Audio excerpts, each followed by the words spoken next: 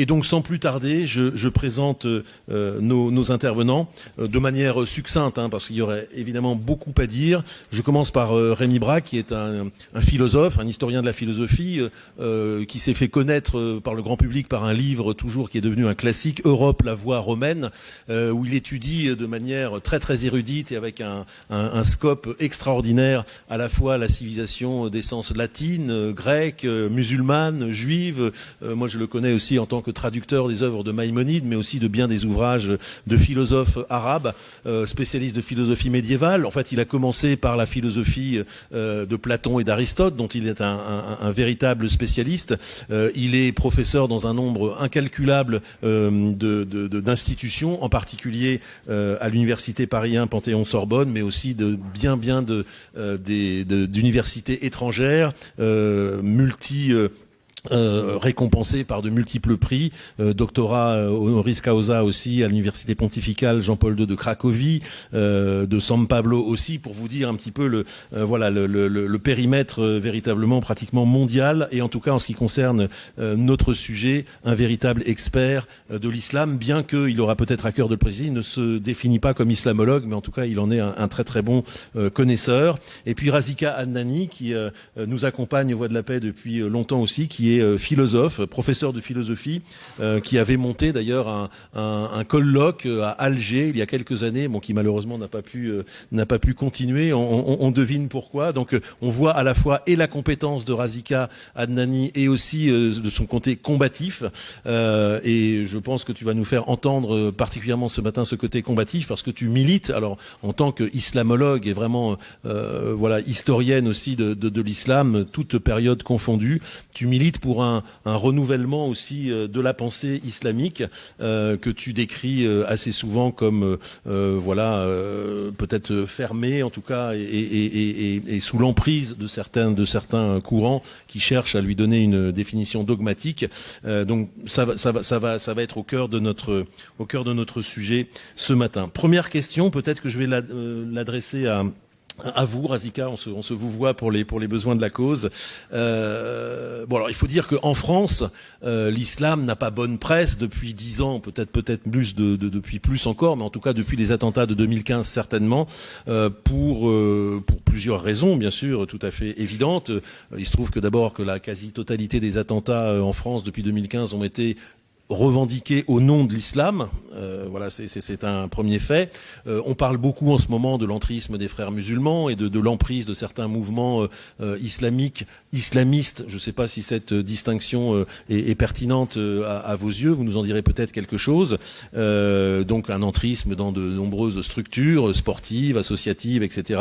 Et puis il y a ce concept, ce sont juste 3 exemples parmi d'autres, intimidant d'islamophobie qui projette une espèce d'interdiction absolue de critiquer l'islam comme on pourrait le faire pour d'autres religions, sachant qu'on confond volontairement aussi, ce sera l'un des aspects du sujet, l'islam en tant que religion, en tant que théologie, en tant que civilisation, et justement en tant que civilisation et en tant que les musulmans en tant que porteurs de l'islam, sachant qu'ils sont certainement pas monoblocs. Et donc c'est vrai qu'il y a des confusions assez faciles qui s'instaurent là-dessus. En tout cas, c'est vrai que l'image de l'islam en France, pour ces 3 raisons très cursives que je viens de rappeler, n'a pas bonne presse. Et alors, comment poser la bonne analyse et notamment essayer d'inverser, parce que c'est bien sûr possible, mais du coup c'est recouvert par ces critiques, comment considérer que l'islam pourrait contribuer utilement au vivre ensemble, au bien commun, à la construction de la res publica? Est-ce que cette analyse est trop restrictive? Est-ce qu'elle est trop négative? Sûrement qu'elle l'est, encore que les phénomènes soient réels, mais du coup, faire entendre la perspective constamment bloquée de ce constat, à savoir, au contraire, si l'islam pouvait contribuer de manière utile au vivre ensemble, quelles en seraient les pistes? Un verre d'eau, s'il vous plaît. Oui, tiens, voilà. Il y en a ici. C'est vrai qu'il fait très très chaud. Et alors, il faut vraiment parler près du micro et assez fort, parce que je crois que c'est assez sourd. Vous m'entendez quand je parle? Oui.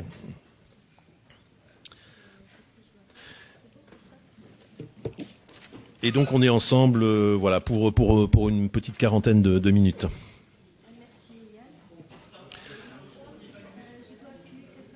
Oui. Merci. Merci Yann. Bonjour à toutes et à tous. Comment l'islam peut-il avoir une... J'arrive pas à le fermer.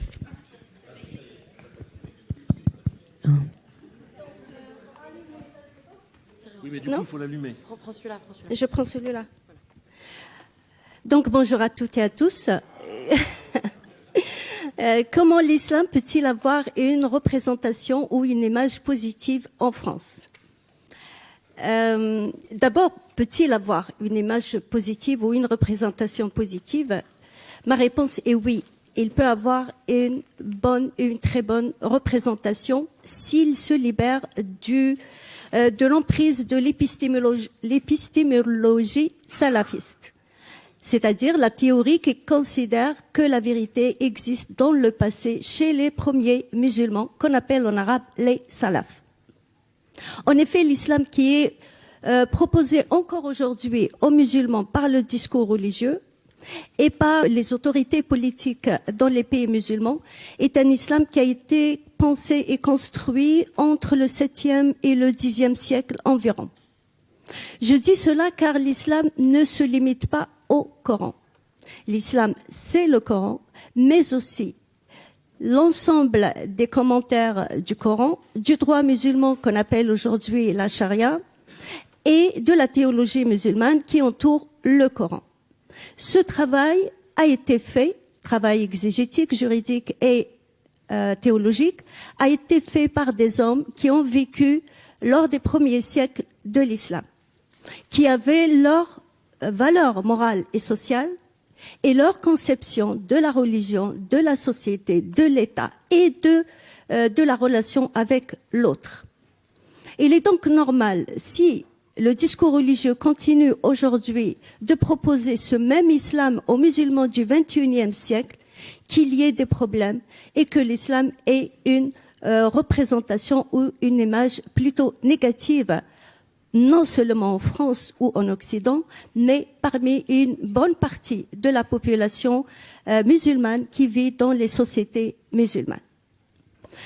Pour que l'islam se libère de l'épistémologie salafiste, donc des premiers musulmans qu'on considère comme s'ils détenaient la vérité absolue, il est nécessaire que la pensée créatrice et rationnelle elle-même se libère des obstacles psychologiques et épistémologiques qui la bloquent depuis des siècles.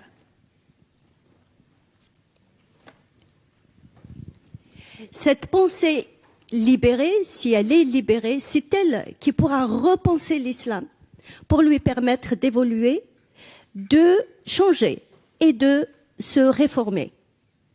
La réforme de l'islam qui doit se faire en 3 étapes importantes. La reconnaissance des problèmes qui s'opposent au sein de l'islam, la critique du discours religieux, démontrer ses erreurs et ses contradictions, la reconstruction ou la construction d'un nouvel islam fondé sur le même Coran. Cette idée de la réforme de l'islam est celle qui anime ma pensée depuis des années. Pourquoi ? Parce que je refuse que le fondamentalisme, l'islamisme ou l'islam politique, le conservatisme, le patriarcat au nom de l'islam soit une fatalité. Et la question que je me suis posée et sur laquelle je travaille depuis quelques années est la suivante. Peut-on être musulman différemment au XXIe siècle? L'islam peut-il être différent de ce que propose le discours religieux? Aujourd'hui, après plusieurs années de travail, je peux vous dire oui. Je le dis avec conviction que l'islam, un autre islam peut émerger. Si les musulmans désirent de le faire, car le travail revient aux musulmans. Et si ce désir se transforme en volonté de mener ce travail de réforme. Maintenant, qu'en est-il de cette réforme de l'islam en France? Eh bien, ce que je constate personnellement, c'est qu'en France, depuis quelques années, il y a un recul de la voix des musulmans, qu'ils soient de musulmans de culture ou de confession, qui portent cette pensée, qui regardent l'islam avec un esprit critique et qui revendiquent une autre manière d'être musulman ou un autre islam. Comment, avant d'aller à la question, comment ce recul de cette voix de ces musulmans se fait au moment où il y a un renforcement du discours des conservateurs ou des conservateurs, un discours conservateur teinté avec un certain modernisme, ce que j'appelle des modernistes salafistes ou des modernistes conservateurs. Comment expliquer cela? Je l'explique tout d'abord par une montée du discours conservateur dans les sociétés musulmanes, un retour aux traditions, un retour au conservatisme. Évidemment, entre la France et les sociétés musulmanes, il n'y a que la Méditerranée qui nous sépare. Donc les musulmans de France ou d'Occident en général ne sont pas épargnés par ce mouvement de retour aux traditions, au conservatisme et à l'islamisme qui est un conservatisme. La deuxième raison, ou le deuxième point qui explique ce recul du discours des musulmans de France qui portent cette pensée qui peut réformer l'islam. Je l'explique par une tendance très répandue en France, parmi les populations françaises, qui se veut protectrice des musulmans, qu'elle considère toujours comme des victimes de colonialisme et du capitalisme. Cette tendance en France considère que tout discours critique ou tout regard critique ou tout esprit critique, l'exercice de l'esprit critique, quand il s'agit de l'islam, n'est que de l'islamophobie et du racisme. Et cela, même si ceux qui portent ce discours sont des musulmans ou de culture musulmane, de musulmans de confession ou de culture musulmane. Eux aussi, ils ne sont pas épargnés par ces accusations qui expliquent ce recul de leur discours, de leur pensée par rapport aux années, la fin du XXe siècle jusqu'aux années 2010 environ.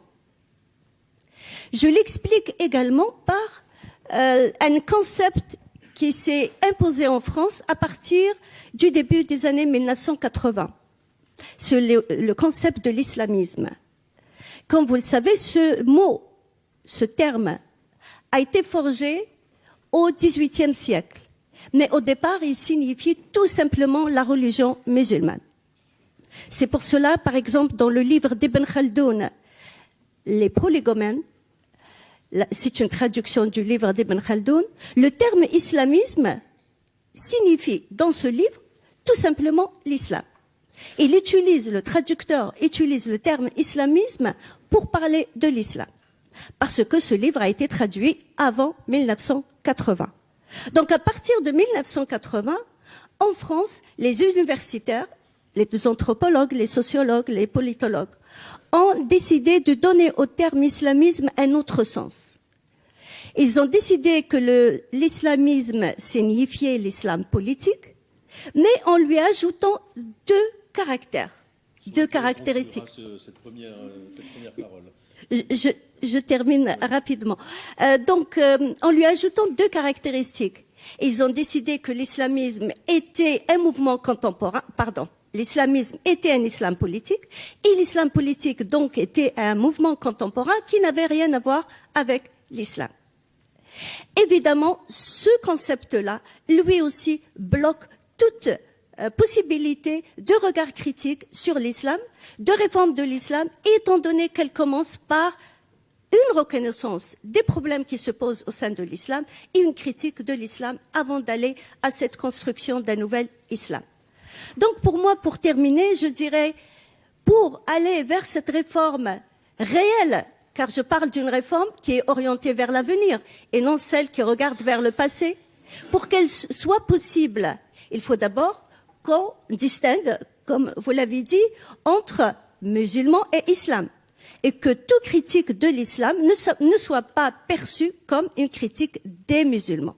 Si je vous dis qu'il y a dans le Coran 25 versets coraniques qui reconnaissent l'esclavage, cela ne veut pas dire que votre voisin musulman est esclavagiste. Ensuite, il faut En finir avec ce concept d'islam qui n'aurait rien à voir avec l'islamisme. Enfin, il faut réhabiliter l'esprit scientifique en France, car ce concept n'a aucune légitimité scientifique. Comme je l'explique avec plus de détails dans mon ouvrage. Merci pour votre attention.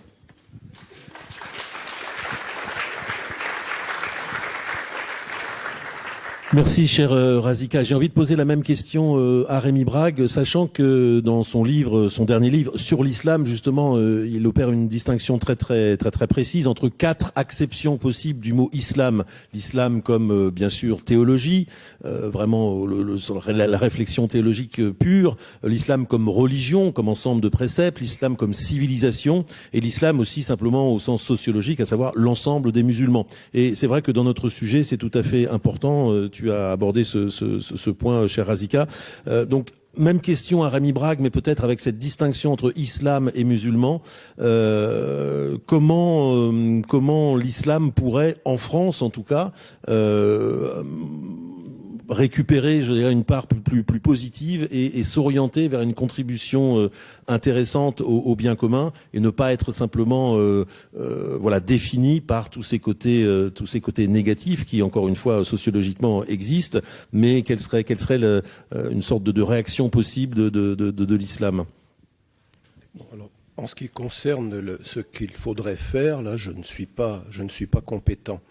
Bon, j'ai enseigné 20 ans la philosophie arabe, je dis bien arabe, hein, pas uniquement islamique, puisque des penseurs appartenant à d'autres religions se sont exprimés en tant que philosophes. Avec le micro, ce sera... Avec le micro, avec celui-là, oui, j'ai l'impression que ça ne marche pas, ce système. Enfin, ces systèmes en général servent à ne pas marcher, mais enfin bon. Donc... donc j'ai enseigné 20 ans la philosophie de langue arabe, non seulement alors les grands philosophes de la tradition islamique, à commencer par Al-Kindi et en terminant peut-être avec Averroès, mais également Maïmonide, mais également Yahya ibn Radi, qui était un chrétien. Alors je reprendrai simplement les remarques que Madame Adnani vient de faire sur l'illégitimité de la distinction entre islam et islamisme, d'une part, et en revanche, non seulement la légitimité, mais le côté bienfaisant et même nécessaire de la distinction à effectuer entre les musulmans de chair et d'os, hein, des hommes et des femmes tout à fait concrets, d'une part, et puis l'islam comme système théologique, mais pas seulement théologique, également système législatif, système juridique. Alors, à quoi sert la distinction entre islam et islamisme ?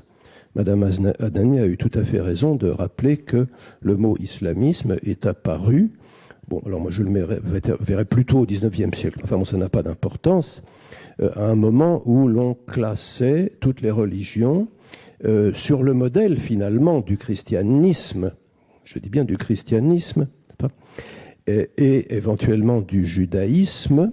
Bon.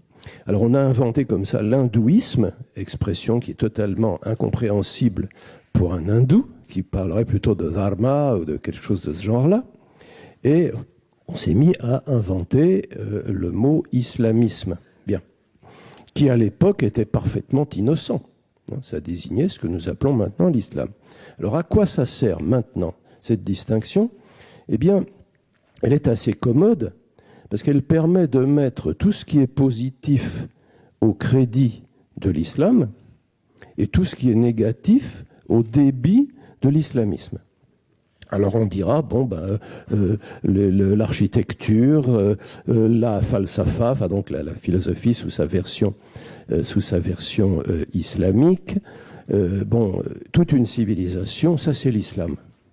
En revanche, le terrorisme, la situation désagréable des communautés non musulmanes en terre d'islam, qui étaient protégés au sens où, si vous payez le pizzo en Sicile, vous êtes protégé, hein, système mafioso. Hein, bon. On va mettre tout ça donc au débit de l'islamisme. Alors l'ennui, c'est que ça n'est guère possible pour d'autres religions.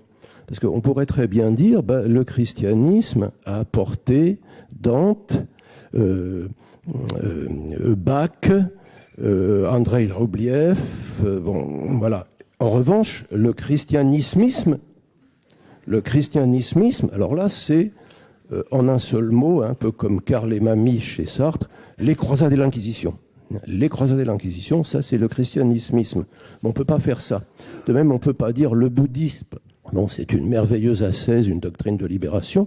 Et le bouddhismisme, eh bien, c'est ce que font les gens, les Birmans, envers les Rohingyas, dont on parle beaucoup, et les chrétiens, dont on parle beaucoup moins, mais qui sont tout aussi persécutés en ce pays bouddhiste. Bon. Donc, si l'on renonce à cette distinction, me semble-t-il, comme à Madame Adnani, parfaitement illégitime, il faut distinguer, et alors là, franchement, sérieusement, entre les populations musulmanes et l'islam comme système de croyance et surtout comme système de pratique. Qui se sont fondés au cours des siècles, effectivement, non seulement sur le Coran, qui dit finalement assez peu de choses sur la manière de se comporter, mais sur le hadith, qui permet de construire tout un système de comportement et qui vous explique en principe, quelle est la bonne pratique, quelle est la bonne solution de tous les problèmes humains. Comment il faut s'habiller, comment il faut se coiffer. Par exemple, je devrais me laisser pousser la barbe et me tailler la moustache. Comment il faut se nourrir. Un petit peu tout. Là, je me permettrai peut-être d'introduire une distinction, une réflexion, pardon. Je n'ai pas besoin de plus de 2 petites minutes. On peut comprendre l'islam comme système, donc, en simplifiant, bien entendu, comme une sorte de synthèse du christianisme et du judaïsme. Il y a des choses qu'il prend au christianisme, des choses qu'il prend au judaïsme. Alors, au judaïsme, excusez-moi, eh bien, il prend le projet d'une loi, d'un ensemble de commandements, de mitzvot, si vous préférez, qui peuvent réglementer, en principe, je répète en principe, la totalité des pratiques humaines, qui peuvent résoudre la totalité des questions, répondre, à la totalité des questions que les êtres humains peuvent se poser. Et au christianisme, il prend l'universalisme. C'est bon pour tout le monde, c'est bon pour tous les hommes. Pour le judaïsme, les 613 mitzvot valent pour les juifs. Les autres, dont je suis, doivent se contenter, si je puis dire, des 7 commandements donnés à Noé à la sortie de l'arche. Commandements qui sont d'ailleurs très très intéressants d'un point de vue anthropologique. Le Eivar Minhai, par exemple, je trouve ça absolument passionnant, c'est tout Lévi-Strauss. Interdiction de manger un animal cru en lui arrachant un membre, et puis interdiction de l'inceste. Lévi-Strauss n'a fait que commenter 2 commandements donnés à Noé.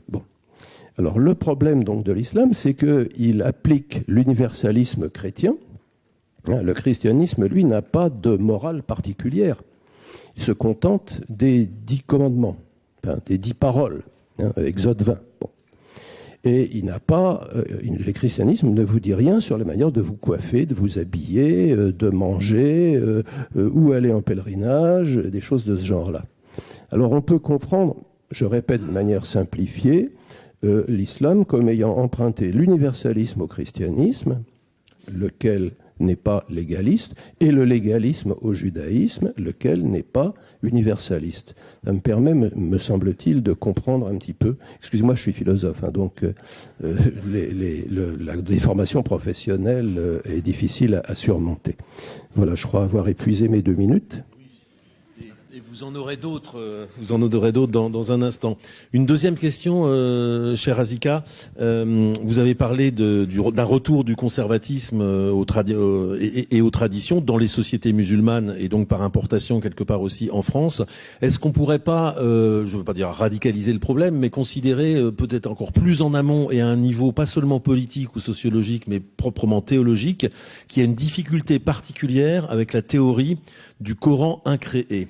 Et c'est vrai que c'est une problématique intéressante pour le judaïsme. On sait très bien qu'il y a cette distinction qui, à mon avis, est révolutionnaire entre la Torah écrite et la Torah orale. Et la Torah orale a donné toute la dynamique interprétative au judaïsme. Mais bon, je ne fais pas de comparatisme ici, mais dans cette théorie du Coran incréé, est-ce qu'il n'y a pas une difficulté fondamentale, justement, oui, fondamentale dans le sens où elle irrigue tout le reste et tous les autres aspects, notamment de la juridiction et du droit islamique? Est-ce qu'il n'y a pas une difficulté fondamentale? Je sais que vous avez à cœur de traiter ce problème. Merci Yann. Cette question de la théorie du Coran incréé est importante étant donné qu'elle revient toujours dans les questions des gens, les gens qui me posent des questions, souvent me disent mais comment peut-on changer l'islam de l'intérieur, le faire évoluer de l'intérieur si il est fondé sur la théorie du Coran incréé? En réalité, la théorie du Coran incréé est une théorie théologique qui a été construite, je dirais, entre le 8e et le 9e siècle. Donc, c'est les musulmans qui ont construit l'islam à ce moment-là, qui ont construit cette théorie. Tout à l'heure, j'ai parlé d'un ensemble de commentaires, le droit musulman, la théologie. Cette théorie fait partie de cette théologie qui a été mise en place par les religieux. Cette théorie existe-t-elle dans le Coran? La première question à laquelle on peut penser. Cette théorie n'existe pas dans le Coran. Elle a été mise en place par les musulmans. Certains ont essayé de lui trouver une certaine légitimité en utilisant certains versets comme argument, comme quoi le Coran est incréé. Or, ces versets, non seulement ils ne sont pas explicites sur ce sujet, mais aussi dans le Coran lui-même, il y a d'autres versets qui contredisent totalement la théorie du Coran incréé. Et la théorie du Coran incréé, quel est son objectif? Son objectif, c'est de ne plus permettre aucun changement dans le domaine des juridiques en islam. Autrement dit, les règles juridiques qui existent dans le Coran doivent être considérées comme éternelle, valable en tout temps et en tout lieu. Pourquoi? Parce que la théorie du Coran incréé, comme son nom l'indique, veut dire que le Coran n'est pas créé. Pourquoi n'est-il pas créé? Parce qu'il fait partie de Dieu. C'est la parole de Dieu. Et Dieu n'existe pas sans sa parole. Donc le Coran est un attribut de Dieu, ce que disent les théologiens. Et comme Dieu existe en dehors du temps, Dieu n'est pas influençable par le changement du temps et du lieu. Eh bien, le Coran, lui aussi, existe en dehors du temps, donc il ne change pas avec le changement du temps et du lieu.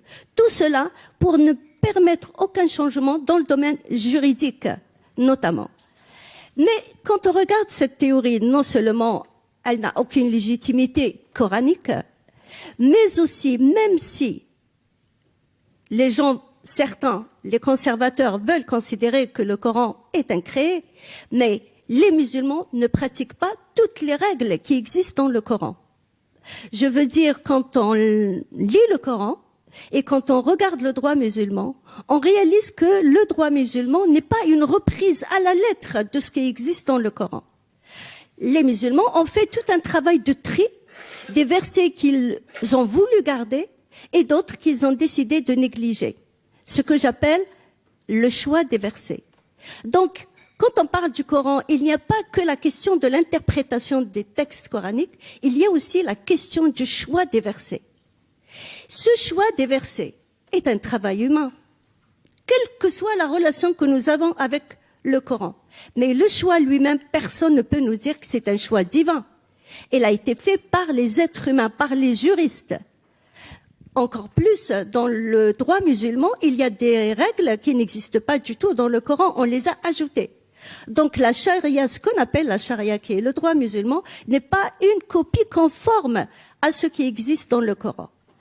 Si ce travail-là a été fait par des êtres humains, le choix des versets et l'interprétation également, pourquoi les musulmans d'aujourd'hui n'auraient pas le droit de le refaire, étant donné que le travail des êtres humains n'est jamais parfait. Or, les musulmans, justement, le discours religieux se trompe et se contredit. Non seulement il ne dit pas la vérité qu'il y a des choix, des versets qui est fait par les êtres humains, mais il se contredit avec le principe de l'unicité qui considère que seul Dieu détient la vérité. Dans mon ouvrage qui vient de sortir, je parle de l'arme de la connaissance. Je considère que la meilleure manière de faire face au discours conservateur, à l'islamisme, c'est-à-dire l'islam politique et l'islamisme est un conservatisme, un patriarcat en même temps, pour faire face à ce fondamentalisme, à cet islamisme, à ce conservatisme, il est nécessaire d'avoir un minimum de connaissances qui concernent l'islam et la pensée musulmane. Je considère que c'est la meilleure manière de faire face à l'islamisme, le conservatisme. Merci. Merci, chère Azika. Cher Rémi Braque, j'ai envie de vous poser la même question, mais sous un angle un petit peu différent. Vous parlez d'ailleurs tous les deux dans vos ouvrages d'une certaine, c'est un thème un peu transversal de la pensée musulmane, islamique, sur le côté du déclin. Dans beaucoup de tes interventions, cher Azika, tu parles de l'échec de la Narda, c'était ce mouvement de renaissance qui est né au XIXe siècle dans les sociétés arabes et musulmanes, et avec une espèce de clôture, dont d'ailleurs tu dis que la révolution en Syrie serait le dernier clou dans le cercueil en quelque sorte de cette pensée de la réforme. Rémi Braque aborde ce même sujet d'une manière plus intellectuelle, peut-être plus philosophique, en citant que dès le XIIIe ou XIVe siècle, et vous citez à l'appui de Mohamed Harkoun en l'occurrence, si ma référence est exacte, le fait qu'on aurait assisté à un déclin de la pensée musulmane si florissante à travers ces différentes expressions juridiques, enfin ces quatre grandes madhab, ces grands systèmes juridiques, etc., avec une implication forte du politique. En fait, les sociétés musulmanes se seraient refermées, peut-être du fait de passer du lac méditerranéen, qui était vraiment le centre de la civilisation de l'Antiquité, à peut-être à des mondes atlantiques, qui ont fait que les sociétés arabes se seraient un peu flétries sur elles-mêmes, et cette flétrissure politique et d'influence aurait eu des conséquences sur la pensée. Bon, ça c'est un peu de l'histoire, tout ça. Je dirais, de manière plus actuelle, est-ce qu'il y a des facteurs de reviviscence de la pensée musulmane, indépendamment de ces phénomènes de fermeture, qui sont aussi des phénomènes humains simplement, mais est-ce qu'il y a des ressources, justement, bon là, Razika Dani nous parlait de la manière différente de considérer le Coran incréé. Il y a des moyens de faire évoluer cette pensée par la ressource de la connaissance. Est-ce que vous considérez qu'il y aurait des pistes, des pistes fructueuses dans l'islam aujourd'hui pour lui donner toute sa reviviscence et contrer cette historique du déclin? Merci. Bon, vaste question, vaste programme. À mon avis, la seule possibilité réside chez les musulmans eux-mêmes. Et c'est une réflexion, ça devrait être une réflexion sur ce qu'il en est du Coran.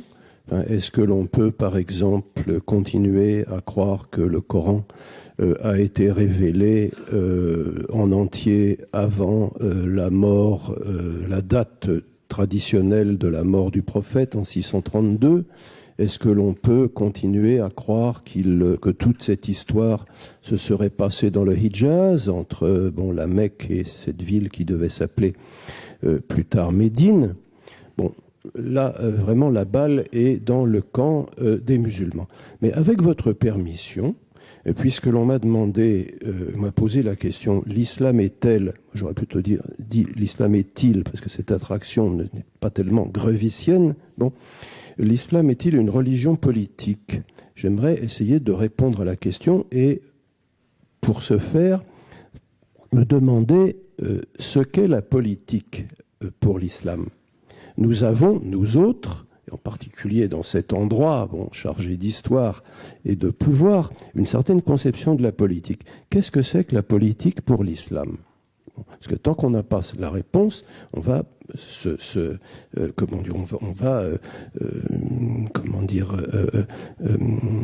parler dans le vide, puisqu'on n'aura pas précisé les concepts. Excusez ma fatigue qui me fait bredouiller.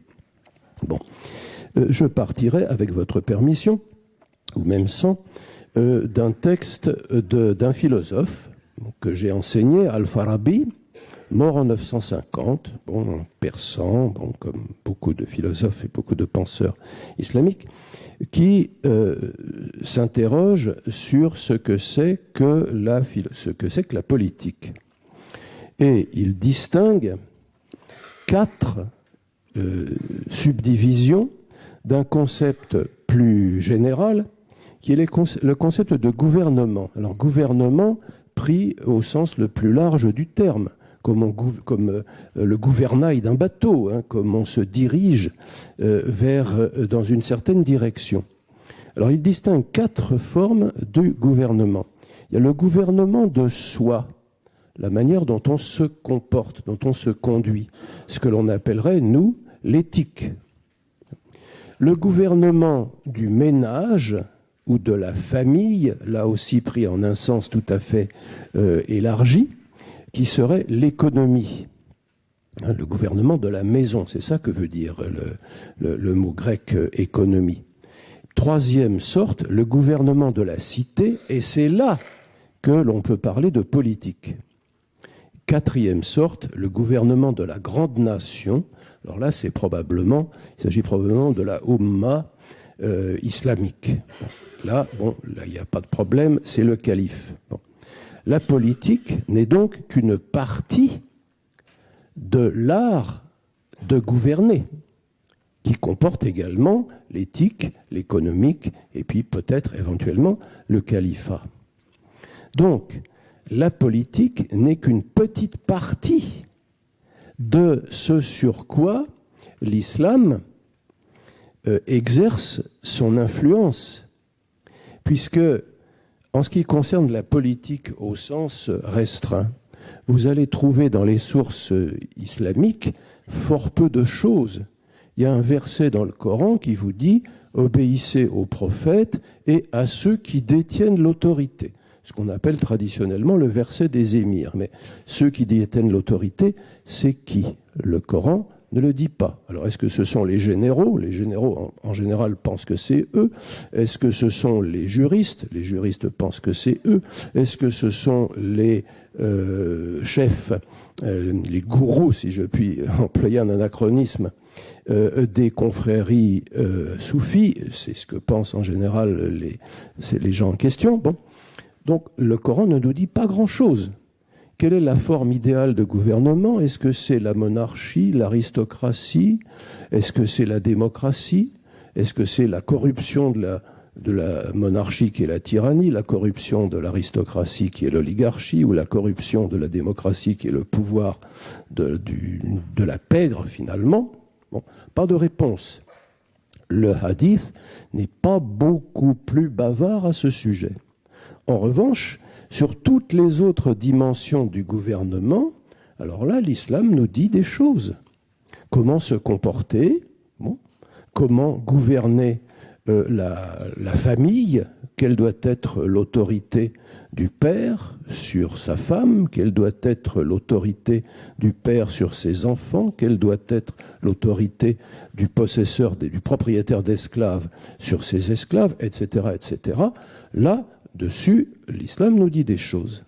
Et c'est là qu'intervient la notion de charia que Madame Adnani a évoquée. Alors, on vous dit, il y a diverses formes de charia. C'est parfaitement exact, puisque, il y a déjà 4 écoles juridiques, sans compter les chiites. Rien qu'à l'intérieur du sunnisme, il y en a 4. Je ne vais pas les énumérer, tout le monde sait ça. Et on va dire, la charia a diverses formes. Alors, il peut y avoir une charia de minorité, comme certains voudraient nous le faire croire. Il peut y avoir des choses comme ça. Mais ce qui reste, c'est l'idée fondamentale selon laquelle il y a une législation d'origine divine. Si vous voulez, pour les arabisants, je dirais qu'il faut distinguer charia, qui est ce que les grammairiens appellent le nom d'une foi, c'est-à-dire la réalisation concrète en un lieu et en un temps déterminé d'une idée plus générale. Et puis il y a le shar. Et le shar, c'est le fait que Dieu donne des indications sur à peu près toutes les dimensions de la vie humaine concernant ce que l'homme doit faire, la manière dont il doit se gouverner, non seulement en politique, ça c'est un peu marginal, mais dans sa famille et dans sa personne individuelle. Donc, l'idée fondamentale, c'est que le seul législateur qui fasse le poids, c'est Dieu. Aucun dictateur le plus cruel, aucun parlement le plus démocratique qui soit, rien de tout cela ne peut faire le poids en face de Dieu, qui est éternel et omniscient, qui est Dieu. Voilà. Donc je crois que c'est un problème avec lequel les musulmans concrets, auxquels je rends hommage ici, doivent se confronter. Merci. Merci, cher Rémi Brague. Alors malheureusement, parce que c'est passionnant, on aimerait approfondir, vient le temps de la conclusion. Donc je vais vous demander de répondre chacun de manière concise, en disant en 3 minutes chacun à cette question. Moi je retiens 2 grandes dichotomies que vous avez posées dans ce débat. La question de la connaissance que vous avez projetée, instaurée comme une dynamique de revisitance de l'islam par rapport au Coran. Beaucoup de choses ont été inventées par les musulmans, ont été construites, et aujourd'hui vous faites voilà les apologues d'une nécessaire connaissance. Sans connaissance, on va nulle part, ou on ne fait que rentrer dans les ornières du passé. La première chose, et puis cette distinction entre l'islam, la théorie islamique, celle du Coran incréé, celle de tout un tas d'autres théories, ou d'une conception de Dieu, éternellement pourvu des mêmes attributs, sans possibilité d'avoir un autre discours. J'ai envie de mélanger donc ces deux dichotomies, Coran, connaissance créée et connaissance qui renouvelle, et puis cette dichotomie entre islam en tant que théorie et musulman, et vous poser une question très très concrète, alors qui va peut-être vous faire sortir de la pure expertise, je dirais philosophique.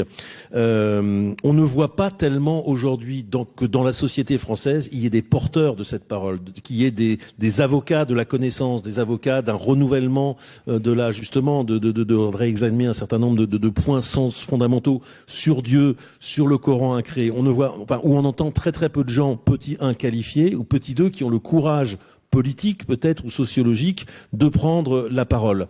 Et alors ma question, elle est très concrète. À l'heure où sort un rapport sur les frères musulmans, à l'heure où on s'interroge sur la pertinence de la loi 1905 par rapport à l'islam, est-ce qu'elle est calibrée pour, ou est-ce que c'est un faux problème, je dirais, quels sont les moyens à la fois pour les musulmans d'agir, et est-ce que le pouvoir politique doit susciter cette réforme, ou alors c'est une fausse piste?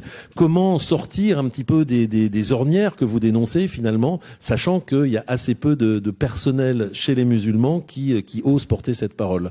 En 3 minutes chacun, pour une sorte de conclusion, de call to action en quelque sorte pour notre présent. Merci pour cette question. J'aimerais préciser tout simplement que la réforme à laquelle j'appelle, ou le travail que moi je fais dans le domaine de l'islam, il n'a pas comme objectif de revivifier ce qui a existé déjà. Moi je dis il faut une rupture totale avec ce qui a été fait et construire du nouveau dans le domaine de l'islam, toujours sur le même Coran. C'est-à-dire sans changer le Coran. Les questions que M. Brague a soulevées tout à l'heure existent aujourd'hui dans le domaine de l'islam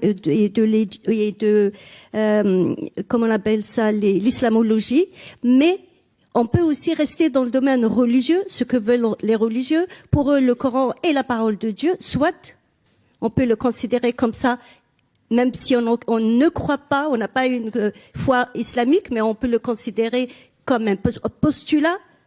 À partir de ça, est-ce qu'on peut construire quelque chose de nouveau? Et je dis oui, on peut construire, mais à condition de faire une rupture avec ce qui a été fait jusque-là.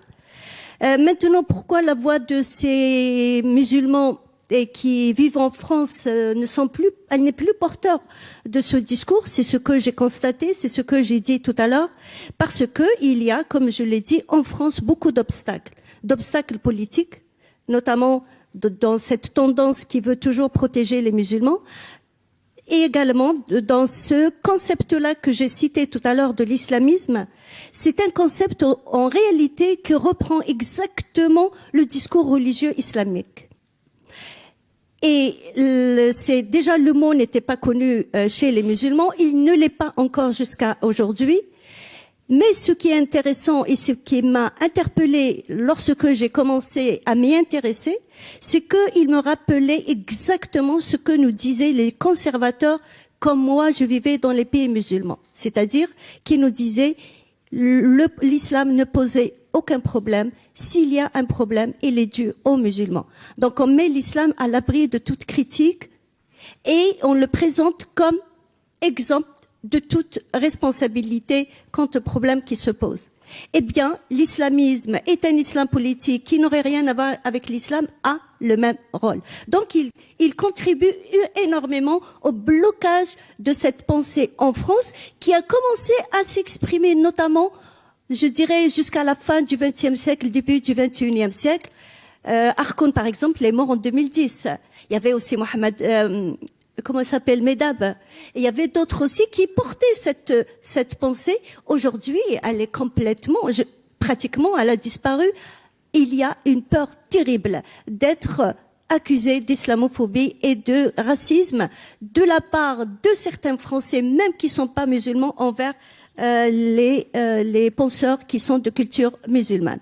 Donc il faut sortir de ce clivage politique qui existe en France entre la droite et la gauche pour faire émerger une pensée musulmane tout simplement libre ou distincte de ce débat politique qui existe en France. On peut penser l'islam sans être ni de gauche ni de droite, tout simplement un penseur qui pense l'islam d'une manière très logique. Mais il faut savoir une chose, c'est que cette pensée nouvelle en islam, elle ne peut pas émerger en France, uniquement en France, sans qu'elle soit émergée aussi dans les pays musulmans. C'est impossible. J'ai écrit un article dans Le Figaro qui existe toujours sur leur site en 2018 où j'ai dit la réforme de l'islam tout court et cette réforme de l'islam ne peut pas se faire uniquement en France.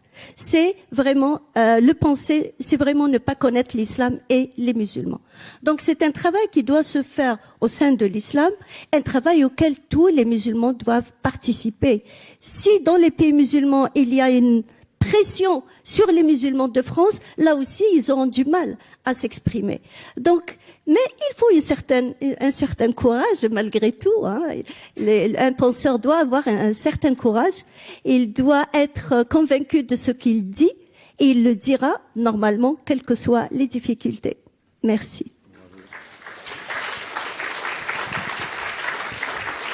Cher Rémi Brague, votre conclusion, ouverture à cette idée d'appliquer la connaissance et portée par qui et pour faire quoi?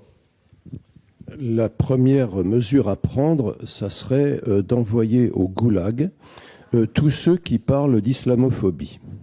Bon.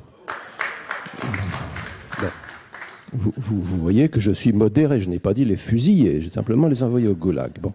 Je me suis permis, dans mon propre bouquin sur l'islam, de commencer par un chapitre sur la notion d'islamophobie, où je me suis un petit peu lâché, je dois bien l'avouer. En effet, islamophobie mélange au moins deux choses. D'une part, disons le crétin raciste, si j'ose cette tautologie, qui aime pas les arbis parce que bon, ils cuisinent à l'huile, parce qu'ils font du ramdam, si j'ose dire, le soir du Ramadan. Bon, donc le crétin, d'une part. Et puis d'autre part, celui qui dit, par exemple, le Coran dit que les interlocuteurs du prophète passent devant les ruines de Sodome matin et soir. Bon. Or, les ruines de Sodome se trouvent juste au sud de la mer Morte. Donc, ça ne peut pas avoir concerné des gens qui habitaient la Mecque ou Médine. Bon, celui qui dit il y a un verset qui emploie le mot de dinar, enfin la monnaie, bon. Or, le dinar n'a été introduit qu'en 685, donc 2 générations après la mort du prophète. Bon, les gens qui disent ça sont catalogués, donc les savants, hein, et j'en connais un, dont un musulman, par exemple, un de mes jeunes amis tunisiens, bon, alors ces gens-là sont immédiatement catalogués comme islamophobes. Bon. Alors, renonçons à cette idée. Et peut-être un dernier petit point, compatible avec la loi de 1905. Ça m'a fait un petit peu réfléchir. En 1905, la condition des catholiques était tout à fait différente de celle des musulmans actuellement. Parce que aussi bien les laïcs, voire les laïcards bouffeurs de curés, que les catholiques les plus pieux avaient en commun un patriotisme à toute épreuve, pour ne pas parler d'un esprit cocardier, hein, on était après 70 quand même, donc l'armée c'était quelque chose, et un amour commun de la culture et de la langue française. Bon. Alors ce patriotisme est-il encore présent chez les musulmans de France ? Je l'espère, je n'en sais rien. Toujours est-il qu'il y a des puissances étrangères, comme on dit, qui attisent la haine de la France en faisant croire que tout ce qui ne va pas dans le pays qu'ils ont ruiné de l'autre côté de la Méditerranée, tout ça, c'est la faute au méchant colonialisme, etc. Bon, loin de moi de penser que la colonisation ait été un dîner de gala, comme dit l'autre. Mais enfin bon, il faut quand même penser que la rente mémorielle dont un certain président de la République a parlé est une réalité. Donc je crois qu'il y a des deux côtés à faire le ménage, pas seulement des deux côtés de la Méditerranée, mais des deux côtés, disons, de la division entre confessions, hein, ou absence de confession d'un certain côté. Tant qu'on n'aura pas fait ce ménage, qui est, je crois, aussi un ménage intellectuel. Bon, étant moi-même un intello, évidemment, je vois les choses comme un intello. Tant qu'on n'aura pas fait ce ménage, ben, les choses ne pourront guère avancer. Merci. Un bon débat, c'est un débat qui génère toujours un petit peu de frustration. Je pense qu'on est dans un débat à la fois très substantiel. Merci, on a abordé quand même des problèmes de fond et en même temps frustré, évidemment, parce qu'on aurait envie de vous entendre beaucoup plus. En tout cas, merci pour avoir débattu de manière très libre et assez forte de ces questions.